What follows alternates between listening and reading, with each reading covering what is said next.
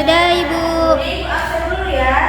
Dan namanya yang terpanggil boleh sebutkan perasaannya hari ini, oke? Oke, Ibu. Oke, nah ada Dika mana? Dini Yulianti. Hadir. Perasaannya senang. Dika gimana perasaannya? Bahagia. Alhamdulillah. Berhubung ada di sini semangat dan bahagia, jadi kalian siap untuk belajar hari ini? Siap. Siap, Ibu. Nah, sebelum kita mulai pembelajaran pertemuan pada kali ini, kita berdoa terlebih dahulu ya. Pimpin sama ketua kelasnya, boleh? Sebelum memulai pembelajaran hari ini, alangkah baiknya kita berdoa dimulai. Bismillahirrahmanirrahim. Raditu billahi rabban wa bil islami dinan wa bi Muhammadin nabiyya wa rasulah. Rabbi zidni ilman warzuqni fahman birahmatika ya arhamar rahimin. Amin. Jadi hari ini semuanya hadir ya. Oke anak-anak, hari ini kita memasuki pembelajaran apa? Pembelajaran fikih. Iya, mata pelajaran pendidikan agama Islam. Nah, hari ini kita belajar tentang apa ya? Coba teman-teman ada yang bisa menyimpulkan atau mendeskripsikan apa yang tertera dari gambar ini?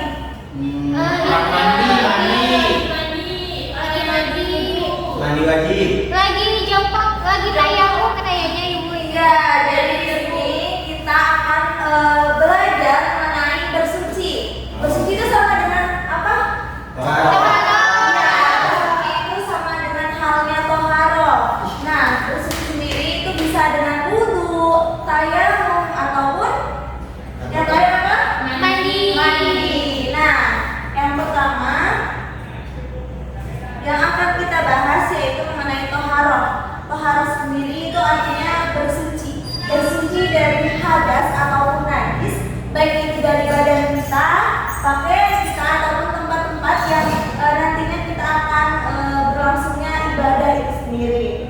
Nah, adapun alat untuk toharo itu bisa menggunakan, tidak hanya bisa menggunakan air ataupun apa debu, tapi toharo juga bisa menggunakan batu, daun, dan lain sebagainya yang kiranya itu bisa digunakan untuk bersuci.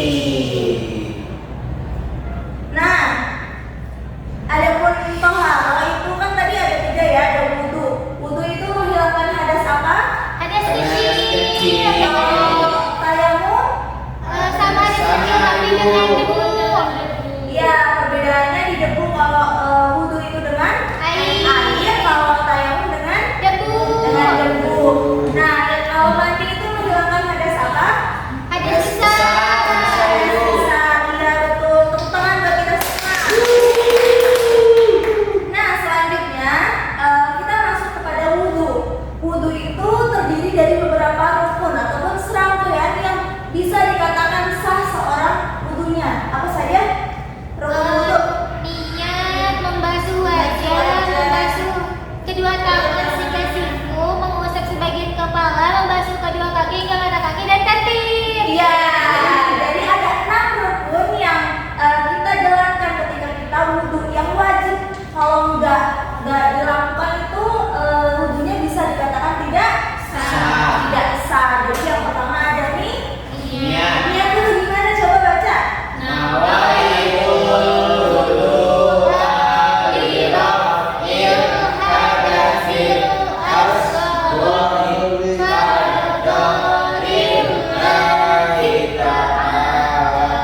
Nah, itu adalah niat daripada wudhu. Adapun tata caranya wudhu, siapa yang mau di sini untuk mempraktekkan tata cara wudhu? Oh, ini mau maju? Boleh.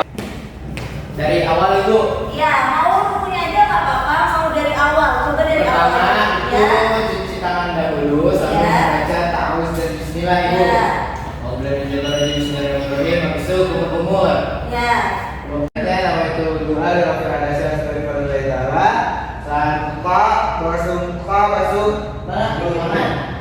Cuci tangan. Ya. Tangan bersiku. Udah setelah Yang mau tangan. kanan atau kiri? Kanan. Ya. Kanan, semuanya kanan.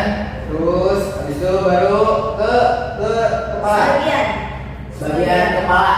Nah, terserah kita mau sela-sela, mau yang depan, mau yang belakang, mau yang tengah, bebas. Seperti kepala. Terus setelah kepala, kuping. Nah. Kuping. Setelah kuping, habis itu baru kaki itu. Sampai mana kaki? Kaki sampai mata kaki itu. Ya. Oke, makasih teman Mbak Fikri. Nah, itu ya adik-adik tentang tata cara kita ketika kita akan wudhu itu dari awal sampai akhir sunah-sunahnya. Kalau kita nggak mendesak dan airnya banyak, sunah-sunahnya dipakai ya. Ini hanya rukun ataupun wajibnya wudhu itu seperti apa, oke? Oke, selanjutnya yaitu tentang tayamum. Nah, tadi wudhu. Wudhu pakai apa?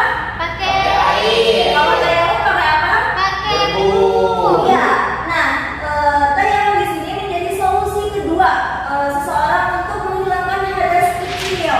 Nah, adapun tayamum itu dilakukan ketika ada 4 hal. Yang pertama ketika tidak ada air, dan airnya itu letaknya jauh sekitar 2,5 km.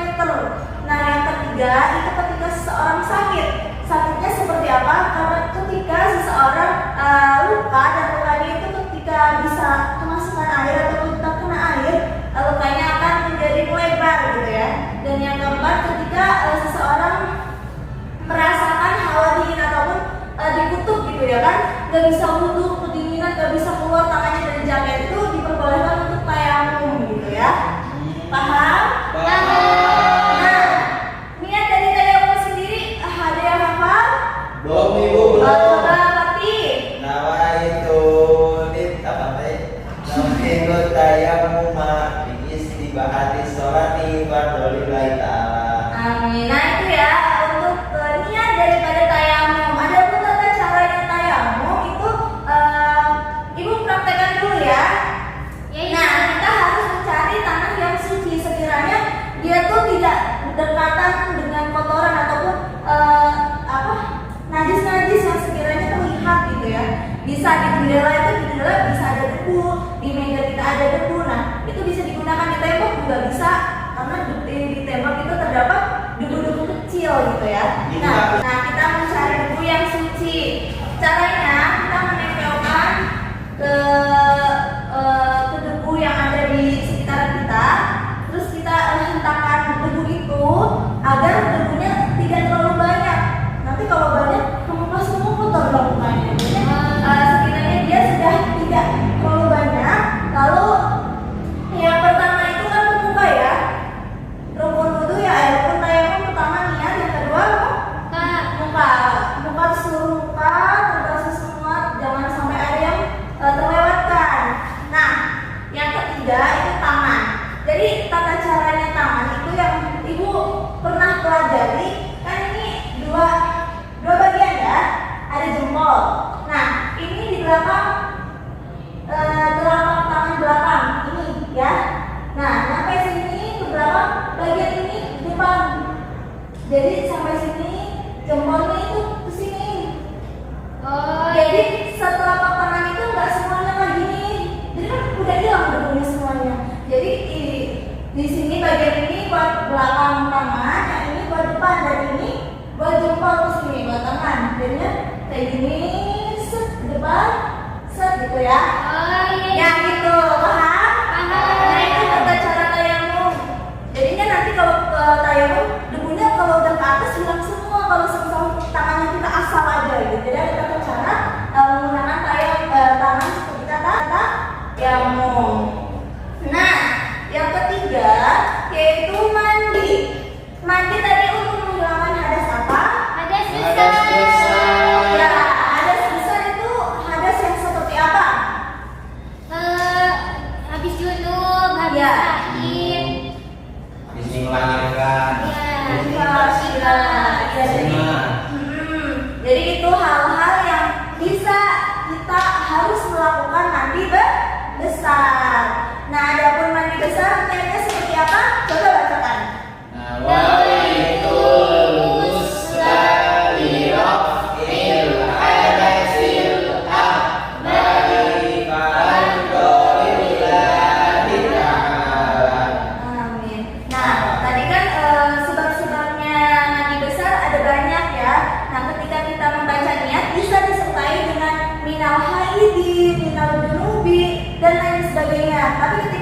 kita sudah lupa dengan itu, tapi kita ingat dengan yang ini, nggak apa-apa, itu sudah menggugurkan kewajiban seorang untuk mandi besar atau wajib.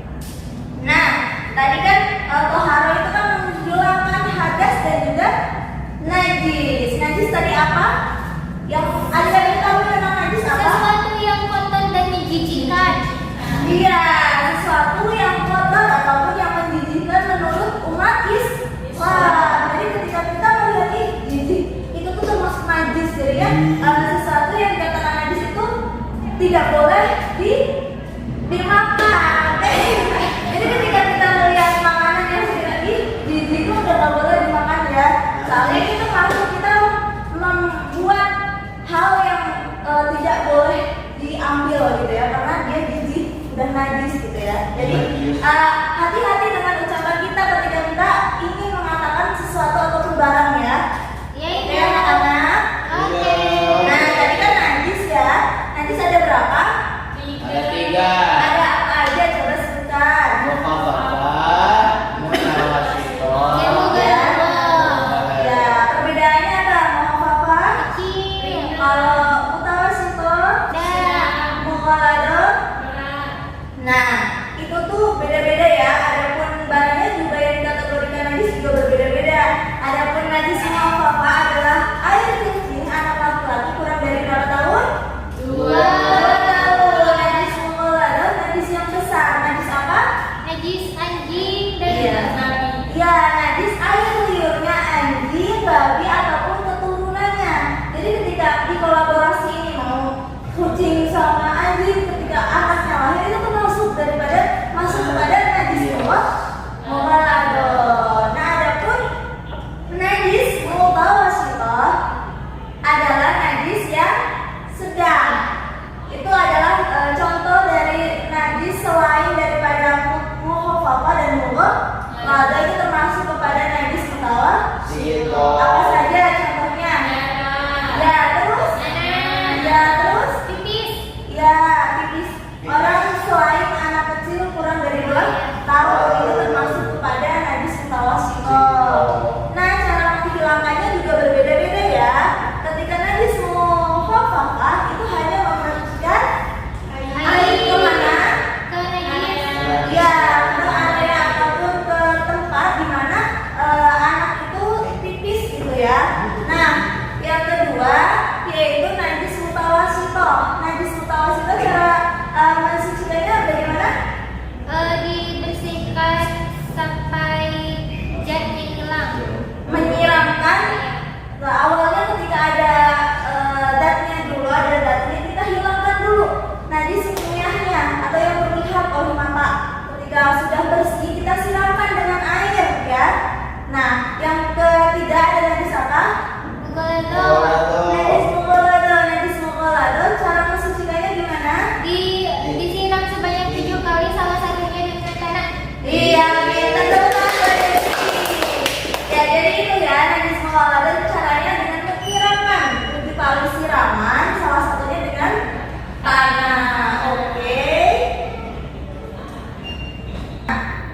Setelah kita belajar tentang toharo baik wudu, tayamum dan mandi, ibu punya lagu. Boleh kalian berdiri? Nah, ibu ada lagunya tik-tik-tik bunyi hujan. Oh ya, nadanya tik-tik-tik bunyi hujan. Pakai nada ini ya. Yuk, 1 atau dicontohin dulu. Contohin dulu. Contohin dulu ya. Toharo artinya bersuci. Toharo artinya bersuci. Bersuci dari hadas. Bersuci dari hadas kecil dengan wudu. Bersuci dari hadas besar dengan mandi. Bersuci dari najis dengan dicuci. Bersuci pakai air yang suci gitu ya. Oke. Siap, Ibu? Siap? Siap. Hitung 1, 2, 3. Toharo artinya bersuci. Toharo artinya bersuci. Bersuci dari hadas kecil dengan wudu. Bersuci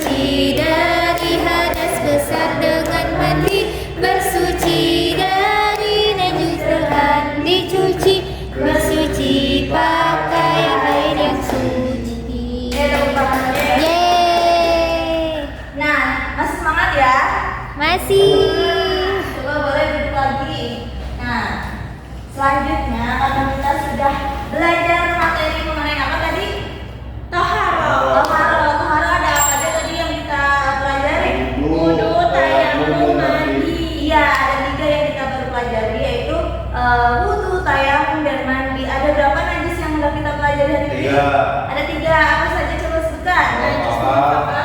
Mutawasithah, mughaladzah. Iya, nah setelah itu Ibu akan evaluasi pembelajaran pada kali ini. Nah, Ibu punya LKPD, kalian boleh lengkapi gambar yang sudah Ibu berikan. Nanti kalian presentasikan ya. Iya Ibu.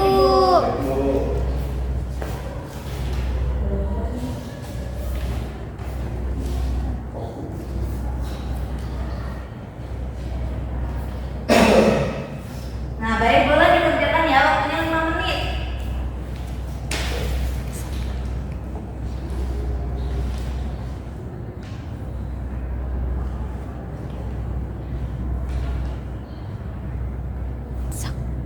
Sudah Ibu.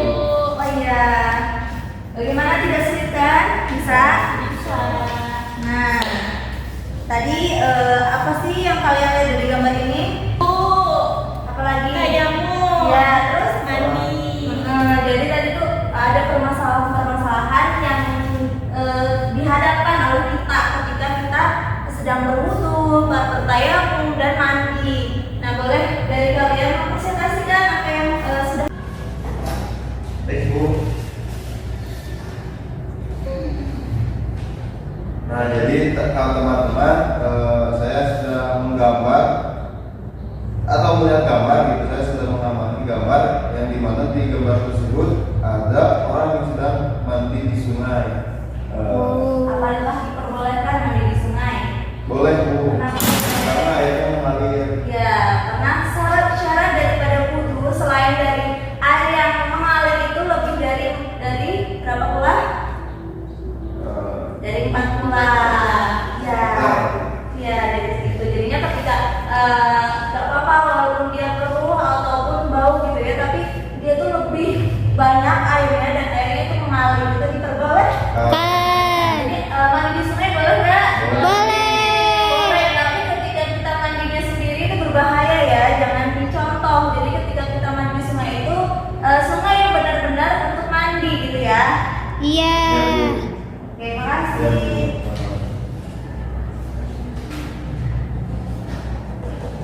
Nah, mungkin tadi penjelasan dari Ibu, coba tadi dari yang Ibu sampaikan, coba ada yang ingin menyimpulkan? Saya. Ya, boleh maju ke depan.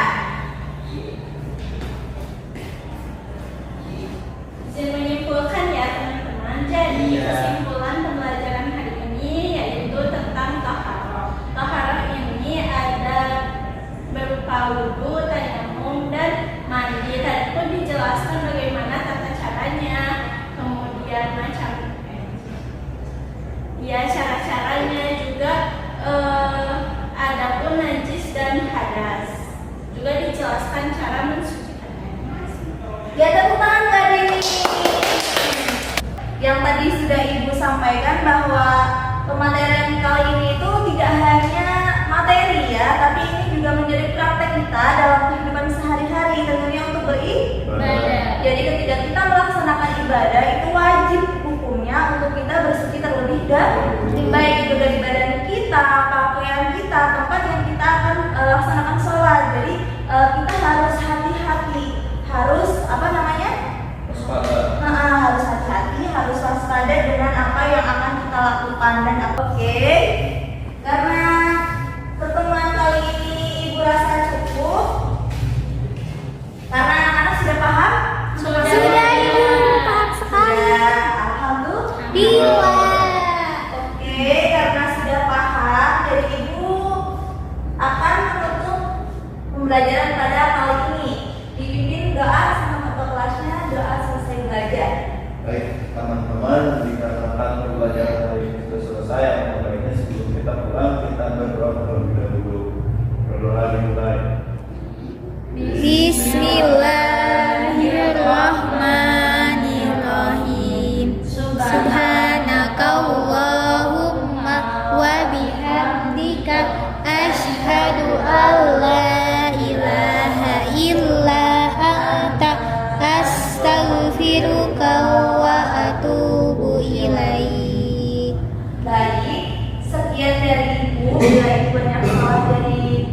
kata itu mohon maaf. Assalamualaikum warahmatullahi wabarakatuh. Waalaikumsalam warahmatullahi wabarakatuh.